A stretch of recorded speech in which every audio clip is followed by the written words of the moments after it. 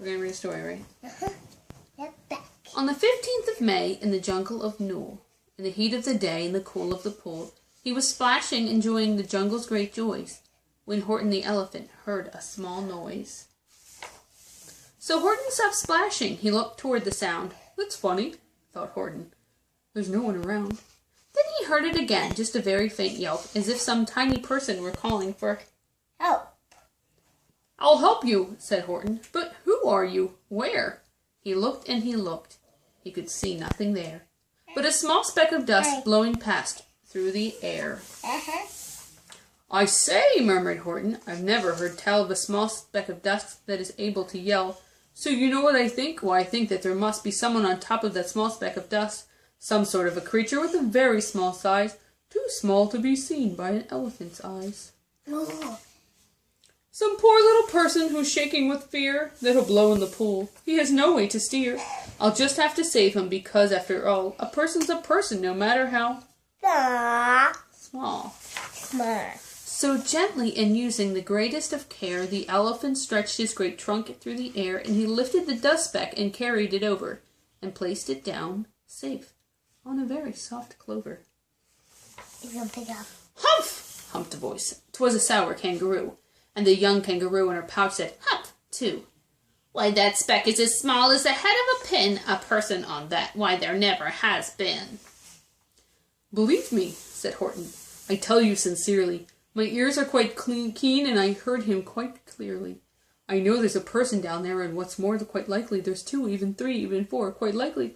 A family, for all that we know, a family with children just starting to grow. So please, Horton said, as a favor to me, try not to disturb them.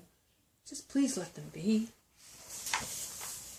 I think you're a fool, laughed the sour kangaroo. And the young kangaroo in her pouch said, Me too. You're the biggest blamed fool in the jungle of Newell. And the kangaroos plunged in the cool of the pool. What terrible splashing, the elephant frowned. I can't let my very small persons get drowned. Do kangaroos get in water? Anything, they can, yeah, sure. I've got to protect them. I'm bigger than they. So he plucked up the clover and hustled away. Through the high jungle treetops, the news quickly spread. He talks to a dust speck? He's out of his head. Just look at him walk with that speck on that flower. And Horton the elephant walked worrying almost an hour. Should I put the speck down? Horton thought with alarm. If I do, these small persons might come to great harm. I can't put it down, and I won't after all. A person's a person, no matter how small. I know, I just said that. Then Horton stopped walking. The speck voice was talking. The voice was so faint he could just barely hear it. Speak up, please, said Horton. He put his ear near it. My friend, came the voice. You're a very fine friend. You've helped all us folks on this dust speck no end. You've saved all our houses, our ceilings and floors. You've saved all our churches and grocery stores. You mean, Horton gasped, you have buildings there too? Oh, yes, piped the voice, we most certainly do. I know, called the voice, I'm too small to be seen, but I'm mayor of a town that is friendly and clean. Our buildings to you would seem terribly small, but to us who aren't big, they are wonderfully tall. My town is called Whoville, for I am a Who, and we Whos are all thankful and grateful to you. And Horton called back to the mayor of the town, You're safe now, don't worry. I won't let you down. But just as he spoke to the mayor of the speck, the 3 jungle monkeys climbed up Horton's neck. The Wickersham brothers came shouting, What rot! The elephant's talking to Whos who are not. There aren't any Whos, and they don't have a mayor. We're going to stop all this nonsense. So there. They snatched Horton's clover. They carried it off to a black-bottomed eagle named Vlad Vladikoff on a mighty strong eagle of very swift wing. And they said, Will you kindly get rid of this thing? And before the poor elephant could even speak, that eagle flew off with a flower in his beak.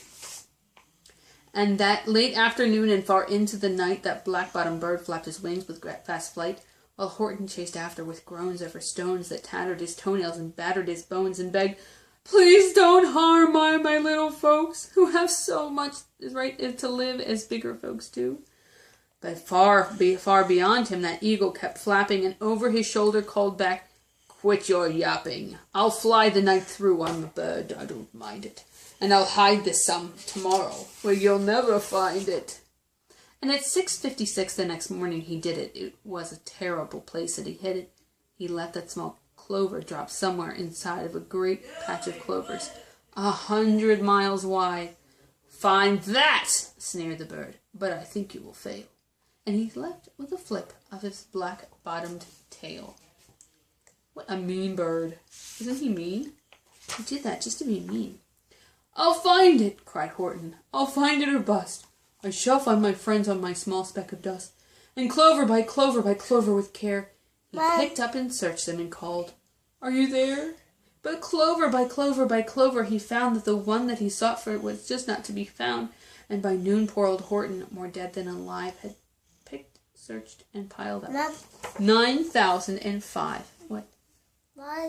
These are piles of clovers. These are all flowers. And he picks them up and goes, Hello, who's? Are you on there? And he says, No. He puts it in a pile. These are all the flowers, the clovers. What flowers? It's a lot. Then on through the afternoon, hour after hour, till he found them at last on the 3,000,000th flower. My friends, cried the elephant, do tell me, do tell. Are you safe? Are you sound? Are you whole? Are you well? Oops.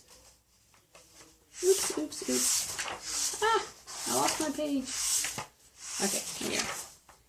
From down on the speck came the voice of the mayor. We've really had trouble much more than our share. When that black-bottomed birdie let go and we dropped, we landed so hard that our clocks have all stopped. Our teapots are broken, our rocking chairs smashed, and our bicycle tires all blew up when we crashed. So Horton, please, pleaded the voice of the mayor's, will you stick by us who's while we're making repairs? Of course, Horton answered. Of course I will stick. I'll stick by you small folks through thin and through thick.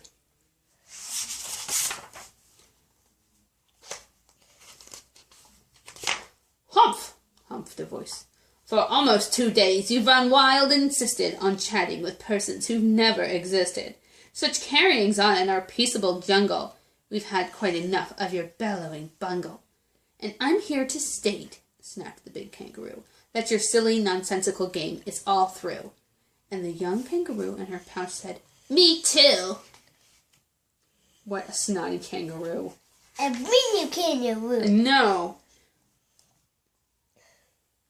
With the help of the Wickersham brothers and dozens of Wickersham uncles and Wickersham cousins and Wickersham in-laws and help I've engaged, you're going to be roped, and you're going to be caged. And as for your dust speck, ha! That we shall boil in a hot steaming kettle of bezelnut oil. Boil it! Gasped Horton. Oh, that you can't do. It's all full of persons. They'll prove it to you.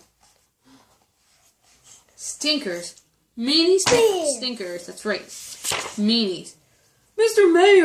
Mayor, Horton called. Mr. Mayor, you've got to prove now that you really are there. Go call a big meeting. Sit down, please. Get everyone out. Make every who holler, make every who shout, make every who scream, and if you don't, every who is going to end up in hazelnut stew. And down on the dust back the scared little mayor. Quick called a meeting in Whoville Town Square, and his people cried loudly. They cried out in fear, We are here! We are here! We are here! We are here! Can you get a picture for a second? Nope. Is that scary? No. I'll show it to you after we read your story. The elephant smiled. That was clear as a bell. The kangaroo surely heard that very well. All I heard, snapped the big kangaroo, was the breeze and the faint sound of wind through the far distant trees. I heard no small voices, and you didn't either. And the young kangaroo in her pouch said, Me neither. Me neither. Nuh-uh. I don't believe you. I don't believe you. Grab him, they shouted, and cage the big dope. Lasso his stomach with 10 miles of rope. Tie the nuts tight so he'll never shake loose. Then dunk that dumb speck in the hazelnut juice. Horton fought back with great vigor and vim, but the Wickersham gang was too many for him. They beat him, they mauled him, they started to haul him into his cage, but he started to call to the mayor, Don't give up! I believe in you all. A person's a person, no matter how small, and you very small persons will not have to die if you make yourselves heard. So come on now and try. Yeah. The mayor grabbed a tom-tom. He started to smack it, and all over Whoville they whooped up a racket. They whooped up a racket. How do you whoop up a racket? Make a lot of noise, right? Whoop, whoop. They rattled tin kettles, they beat on brass pans, on garbage pail tops and old cranberry cans, they blew on bazookas and blasted great toots, on clarinets, oompas and boompas and flutes. Great gusts of loud racket rang high through the air, they rattled and shook the whole sky, and the mayor held up through the howling, mad hullabaloo. Hey Horton, how's this? Is our sound coming through? Get quiet. And Horton called back, I can hear you just fine, but the kangaroo's ears aren't as strong quite as mine. They don't hear a thing. Are you sure all your boys are doing their best? Are they all making noise? Are you sure every who's down in Whoville is working? Quick, look through your town. Is there anyone shirking? Through the town rushed the mayor from the east to the west, but everyone seemed to be doing his best. Everyone seemed to be yapping or yipping. Everyone seemed to be beeping or bipping.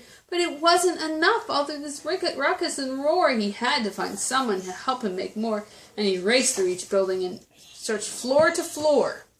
Do you think he found anyone? What happened to the Who's? Were they dunked in the bezel nut oil? No. What happens? And just as he felt he was getting nowhere, he was about to give up in despair. He burst through a door that the mayor discovered one shirker quite hidden away in the Fairfax apartment 12J. A very, very small shirker named Jojo, who was just standing and bouncing a yo-yo, stopped. Not making a sound, not a yip, not a chirp. That's yep. And the mayor rushed inside and grabbed the young twerp. Where's the mayor? There's a little kid right there. And there's the mayor coming through the door, seeing him playing with the yo-yo instead of yelping. Hello, save your town, right? And he climbed with the lad up Eiffelberg Tower. This, cried the mayor, is your town's darkest... Stop! Hour. The time for all who have blood that is red to come to the aid of their country, he said. We've got to make noises in great amounts. So open your mouth, lad, for every voice counts. Mom, I don't want to see the picture. Okay. Then as he spoke as he climbed, and they got to the top, the lad cleared his throat and he shouted out, Yop! Mom, Are you listening to the story I'm reading you? It's very exciting. This is the crux of the story. This is the highlight of the story. The town is in peril. They're about to be thrown in the bezel nut oil, and all they needed was one person to say, Yop! And guess what he just did? What? He said, Yop! Hey, Mom, I flew my mind. And that yop, that one extra yop put it over. Finally, at last, from that speck on that clover, the voices were heard. They rang out clear and clean. And the elephant smiled. Do you see what I mean? They prove they are persons, no matter how small. And their whole world was saved by the smallest of all. I'm yawn. Yeah. How true. Yes, how true, said the big kangaroo. And from now on, you know what I'm planning to do? From now on, I'm going to protect them with you. And the young kangaroo in her pouch said, Me too. From sun in the summer, from rain when it's fallish, I'm going to protect them, no matter how smallish. The end.